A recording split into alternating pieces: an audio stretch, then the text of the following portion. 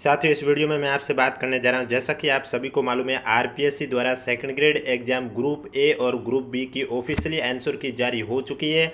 अब किसी भी साथी को किसी भी प्रश्न पर या उत्तर पर कोई भी आपत्ति है तो वो आपत्ति लगा सकते हैं। तो कौन कौन से प्रश्न हैं जिन पर आपत्ति लगा सकते हैं आप, और इसके अलावा आपत्ति किस तरह से लगानी है उसके बारे में चर्चा करूंगा। वीडियो पसंद आए तो वीडियो को लाइक कीजिए, चैनल जरूर सब्सक्राइब कीजिए, और इसके अलावा आप कमेंट बॉक्स में हमें जरूर बताइएगा अगर आपने अपने ऑफिशियली आंसर की से अपना पेपर मिला दिया है तो कमेंट बॉक्स में हमें जरूर बताना। पेपर फर्स्ट के 100 क्वेश्चन और पेपर सेकंड के 150 क्वेश्चन, टोटल 250 में से कितने क्वेश्चन आपके सही हो रहे हैं और कौन सी कैटेगरी, वो भी साथ में जरूर लिखें। कमेंट बॉक्स में हमें जरूर बताइए, जिससे कि आप सभी के रिव्यू के आधार पर हम आपके लिए एक्सपेक्टेड कट ऑफ का भी वीडियो लेके आ सके इस यूट्यूब चैनल के माध्यम से। इसलिए चैनल सब्सक्राइब करें, नोटिफिकेशन भी ऑन रखें, ताकि जब भी मैं नया वीडियो लेके आऊँ सेकंड ग्रेड एग्जाम से रिलेटेड सबसे पहले आपके पास पहुंचे। क्योंकि एग्जाम आपने दिया है, पेपर कैसा हुआ ये आपको मालूम है, कितने क्वेश्चन आपके सही हो रहे हैं ये भी आपको मालूम है। तो आप अगर हमें कैटेगरी वाइज बताओगे कमेंट बॉक्स में कि आपकी जो भी सब्जेक्ट है, हिंदी है या एसएसटी जो भी है, वो सब्जेक्ट का नाम भी साथ में लिखें, जिससे कि हमें पता चल सके कि आपने जो कट ऑफ बताई है, यानी कि आपने अपने जो मार्क्स बताए हैं या जितने क्वेश्चन सही हुए वो बताए हैं, वो कौन सी सब्जेक्ट के और कौन सी कैटेगरी के। तो कमेंट बॉक्स में सब्जेक्ट कैटेगरी जरूर लिखिएगा, और वीडियो पसंद आए तो वीडियो को अधिक से अधिक शेयर कर लीजिए, चैनल भी जरूर सब्सक्राइब कर लीजिए। चलिए बात करते हैं कौन कौन से क्वेश्चन हैं जिन पर आपत्ति लग सकती है। बाकी आपकी मर्जी से आपको आपत्ति लगा सकते हैं, आपको जितने प्रश्नों पर लगानी है। पर क्वेश्चन 100 रुपये चार्ज है। आपत्ति किस तरह से लगानी है वो भी मैं इस वीडियो में चर्चा करूंगा, इसलिए वीडियो को बिना स्किप किए कंप्लीट देखें। सबसे पहले तो मैं बता देता हूं जो डाउट वाले क्वेश्चन लग रहे हैं, बाकी आपको जो डाउट लगे इसके अलावा जो मैं बता रहा हूं उसके अलावा भी अगर आपको कोई क्वेश्चन में डाउट है तो कमेंट बॉक्स में भी जरूर बताइएगा। तो चलिए वीडियो स्टार्ट करने से पहले एक बार वीडियो को अधिक से अधिक शेयर कर लीजिए, और अगर अभी तक आपने हमारा टेलीग्राम चैनल ज्वाइन नहीं किया है तो लिंक नीचे डिस्क्रिप्शन में दे रखा है, आप जाकर ज्वाइन कर सकते हैं। तो अगर मैं एसएसटी के पेपर की बात करूं, तो एसएसटी का जीके पेपर में बात करूं तो आप देख सकते हैं यहाँ पर जो क्वेश्चन दे रखा है कि निम्नलिखित में से कौन सा युग में सही सुमेलित है। एक साइड आपके रामसनेही संप्रदाय की शाखा दे रखी है और दूसरे साइड संस्थापक संत दे रखे हैं। यहाँ पर है सीनथल बीकानेर का रामदास जी, रैण नागौर का दरियाऊ जी, खेड़ापा जोधपुर का रामचरण जी और शाहपुरा भीलवाड़ा का हरि रामदास जी। यहाँ पर पूछा है सही सुमेलित कौन सा है। अब इस क्वेश्चन की मैं बात करूं तो आरपीएससी द्वारा जो कल आपके ऑफिशियली आंसर की जारी हुई है उसमें आरपीएससी ने इस करेक्ट आंसर सी माना है, जबकि सी करेक्ट नहीं है, क्योंकि यहाँ पर खेड़ापा जोधपुर का रामचरण जी दे रखा जो कि गलत है। खेड़ापा जोधपुर में रामदास जी होगा, लेकिन यहाँ पर जो रैण नागौर का दरियाऊ जी दे रखा है ये एकदम सही है, यानी कि इसका करेक्ट आंसर सी नहीं होना चाहिए बल्कि बी करेक्ट होना चाहिए। तो आरपीएससी की जो ऑफिशियली आंसर की है उसमें आरपीएससी ने 24 नंबर क्वेश्चन का करेक्ट आंसर सी माना है, जो कि गलत है। इसका राइट आंसर होना चाहिए बी, क्योंकि यहाँ पर क्वेश्चन में पूछा सही सुमेलित कौन सा है, तो रैण नागौर का दरियाऊ जी दे रखा है ये सही सुमेलित है। खेड़ापा जोधपुर का रामचरण जी नहीं होगा, रामदास जी होगा। तो एक तो ये क्वेश्चन लग रहा है, और आपको कौन कौन सा क्वेश्चन लग रहा है कमेंट बॉक्स में हमें जरूर बताइएगा। एक और क्वेश्चन की बात करें तो एसएसटी के पेपर में पूछा गया क्वेश्चन था कि निम्नलिखित में से कौन से, ये एसएसटी का जो सब्जेक्टिव पेपर है उसमें से क्वेश्चन पूछा गया था कि निम्नलिखित में से कौन से ब्रिक्स के भागीदार देश हैं। आपके पास ऑप्शन था इंडोनेशिया, क्यूबा, कजाकिस्तान, वियतनाम। अब आरपीएससी ने ऑफिशियली आंसर की में इसका करेक्ट आंसर सी माना है, यानी कि दूसरा और तीसरा माना है। कजाकिस्तान को माना है, क्यूबा को माना है, इंडोनेशिया नहीं है, लेकिन वियतनाम को भी नहीं माना।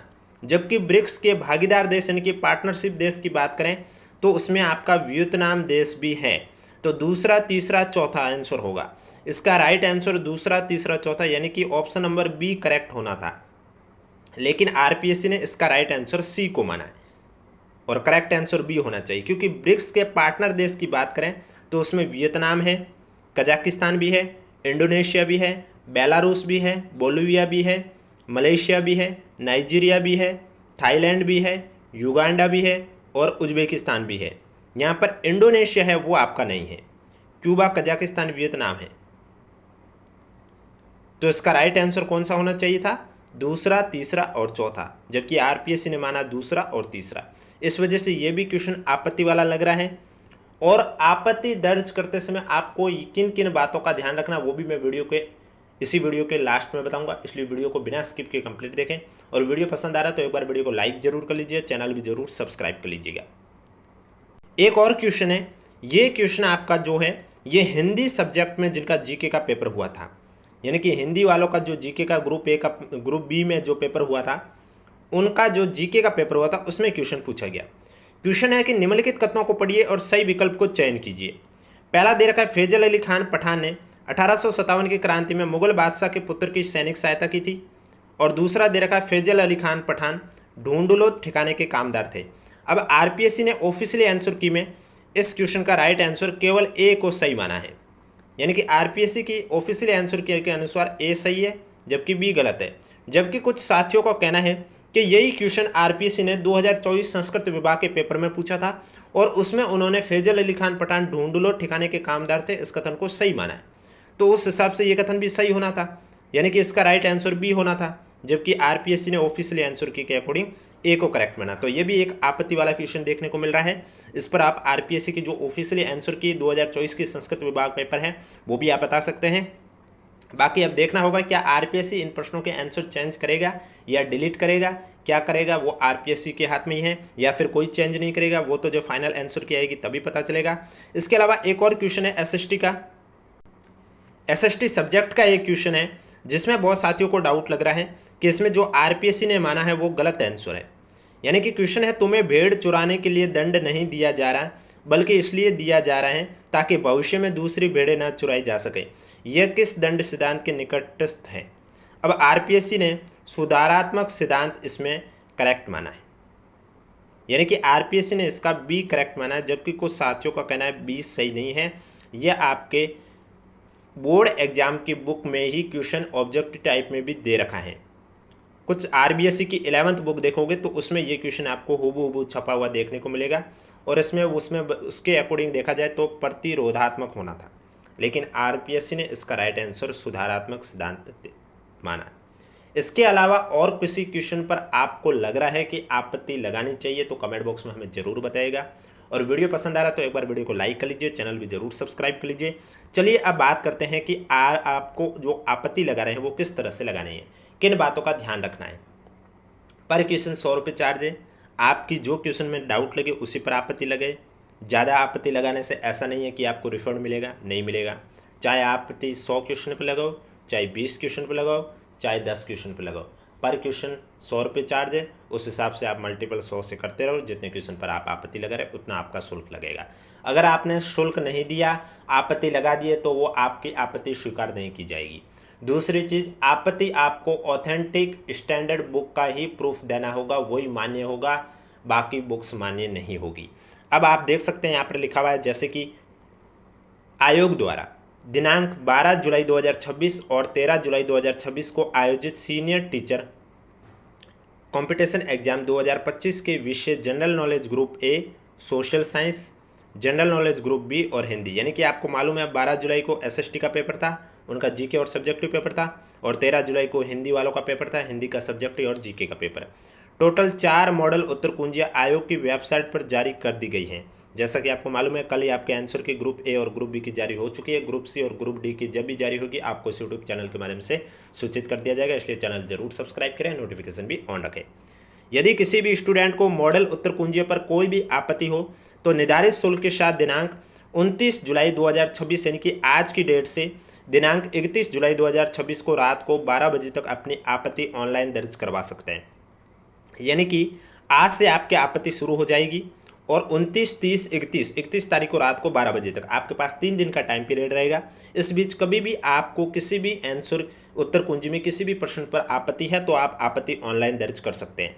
आपत्तियां आयोग की वेबसाइट पर उपलब्ध मॉडल प्रश्न पत्र के क्रमानुसार ही प्रविष्ट करें। देखो आपको ये ध्यान रखना बहुत जरूरी है, क्योंकि अगर आपने आपत्ति है वो आपके पास जो पेपर है उसके अकॉर्डिंग दर्ज किए तो वो आपकी आपत्ति हो सकती है गलत भी जाए, क्योंकि आपत्ति आपको उत्तर कुंजी पर लगानी है और उत्तर कुंजी जारी की गई है जो मास्टर प्रश्न पत्र अपलोड किया गया आयोग की वेबसाइट पर उसके अकॉर्डिंग। तो आप जिस भी क्वेश्चन पर आपत्ति लगा रहे हैं तो वो क्वेश्चन आपको मास्टर प्रश्न पत्र के अकॉर्डिंग ही देखकर वहां पर आपत्ति लगानी, ना कि आपके पास जो पेपर है उसके अकॉर्डिंग।